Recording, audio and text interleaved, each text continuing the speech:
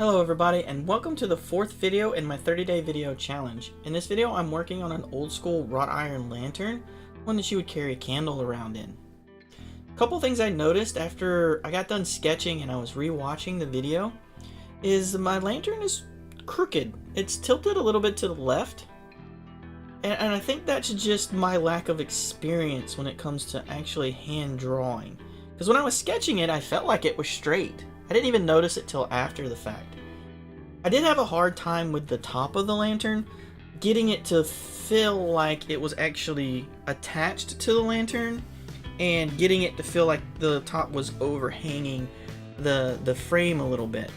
To me, it ended up at the end, it looked kind of like it was a lid that was slightly popped open. Unfortunately, that's what happened. Here at the end, I actually started to go back through and darken and thicken all of my lines. I'm assuming subconsciously I felt like that made it look better. There's no real reason to do that during a sketch. Sketch is just supposed to be quick and to get some of the overlying details on it. But I did. I went through and darkened the entire thing. After that, I'm just going to jump into Blender and start modeling. The modeling, I think, turned out fairly well. In Blender, we're going to use a cube. I scaled it down, and then from the side, I worked on the profile to get the base the way I wanted it. Once I got the shape that I wanted, I made sure it was square, and I tried to subdivide the top to make the four corners for the frame.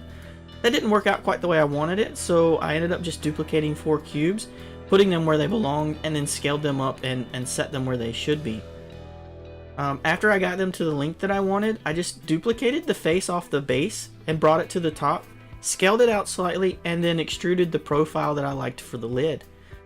Inset the top, made the bracket for the ring that you would hold if you were to carry it around. Now on the top, I was going to use an edge loop to make the top a little more round, but I didn't want to cut the entire top, so I just used the knife tool to put an edge and just brought the edge up a little bit. I brought in a torus to try and make the ring, but I felt like the ring was too thick and I couldn't figure out how to reshape it. So I deleted the torus, and then I hid the lantern, brought the torus in by itself, and used the options tool in the bottom that comes up every time you bring in a new object, and that really got me the shape that I was looking for. Once I brought it into place, I was really happy with it. I created a plane to give it something to sit on, and then I worked on the candle. Now to make the candle, I just brought in a cylinder, and then I used the proportional editing tool to make it look like it was slightly melted. That's the O button on the keyboard. There's other options on how it affects it, but that's how you turn it on and off with the shortcut key.